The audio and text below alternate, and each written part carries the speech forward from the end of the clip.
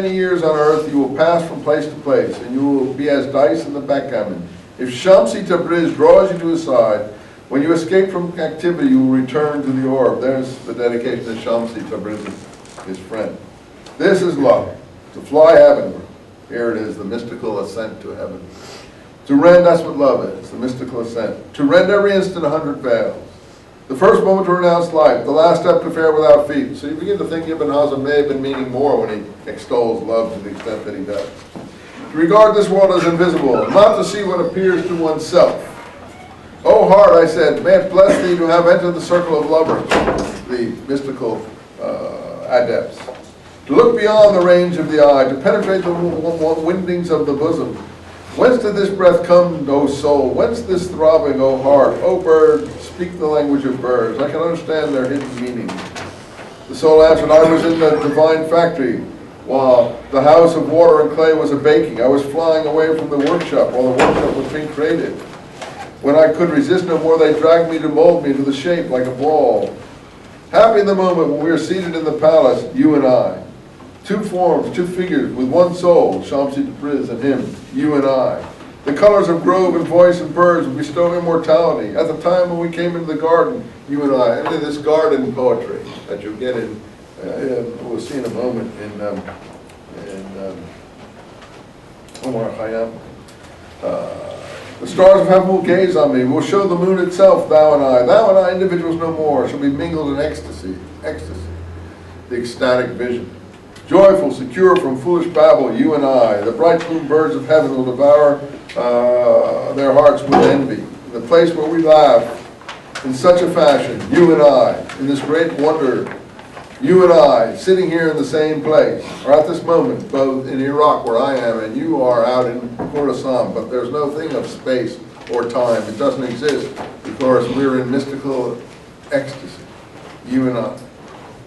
I died as a mineral and became a plant. I died as a plant and rose to an animal. I died as an animal and I was a man. Why should I fear?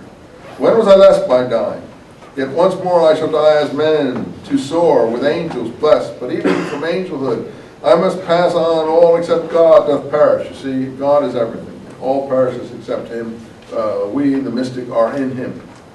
When I sacrifice my angel soul, I shall become what no mine air conceived. Oh, let me not exist. There it is, non-existence, fauna. For non-existence proclaims in organ tones, to him we shall return. Well, that's just a taste of Rumi. There's lots more poetry from Rumi. But you get some sense of what he's involved with, even in English, what he's after, and it's always this search for non-existence, but to exist then in union with the beloved, in union with God. Now you can see why Orthodox Muslims are frightened by this or have look askance at it. You know, I as an outsider find it extremely attractive, and I don't understand why anyone would be antagonistic to this form of expression. It's a very civilized, very high form, as I said, in Islam, and I think, again, to repeat myself, that if Islam followed these ways a little more in the present day, it would be tremendously more attractive to people. Say, well, we're not trying to attract people, we're trying to do what God wills. Well, doing what God wills is an open question that everyone can have their view of that. But if you're an attractive, sophisticated culture, civilization person, obviously the world is going to admire and appreciate you much more. And, I think Muslims have a lot to contribute. Well, the problem is they don't seem to be aware of the more attractive parts of their culture to present it, and all we're getting is these maniacs who are behaving in a brutal, uncaring, horrendous way for people to watch. Forget what America's doing. We don't want to judge that. That may be also, but when you see people sawing people's heads off on television and stuff like that, I mean, that's not a good advertisement for this way of seeing things.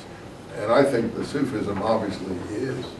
So I'm not saying you should become a Sufi, but you certainly should be aware of how attractive it is as a cultural phenomenon. It's the best I can do on that one. Let me just take a look, if I can, from this other collection. This other thing that you have it in the collection I gave you of let's see if I can find it in Arbery. He has a translation of Omar Khayyam, if I can find it here.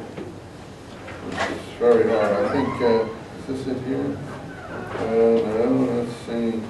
Here it is. It's on page, I hope I gave it to you, 290 of Arbery. I think, yeah, of Omar Khayyam. Now, Omar Khayyam lived in the, I think, 1300s also, a little after Rumi. And he has his translation here. Did I give it to you in your collection there? It's on page 290 in Arbery. Do you have it? Is it there? Yeah, you have it there. Kritzik also has some of this Omar Khayyam. I have a note that in Kritzik it's on page, Kritzik has a different translation.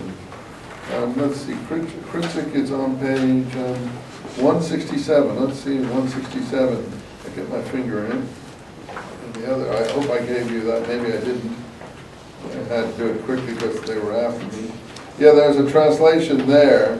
But this is the one that was done in the West. Come fill the cup, the fire of spring, your winter garment of repentance fling. Page 168. Do you have that in your collection from Kritzik, or didn't I give it to you? Is it there? Huh? Yeah. So you have both. The Kritzik, and that's by two different translators. Well, frankly, they are almost unrecognizable. I mean, if you read the one translation, and if you read the other translation, I can't see any correspondence between them. It's like two different universes. So you say, well, what are we supposed to do, Professor Eisenman? Well, look at them both, and see if you can come to some conclusion. But what is certainly clear is they're using the cup, the tavern, the wine, the lips, the mouth imagery that we already saw starting to be used in Rumi. Also, Omar Khayyam is using it. I think that Kritzik probably dates Omar Khayyam here. I hope he does. Let's see. Does he give us a date here? No, he doesn't. Let's see. Well, he doesn't give us a date here.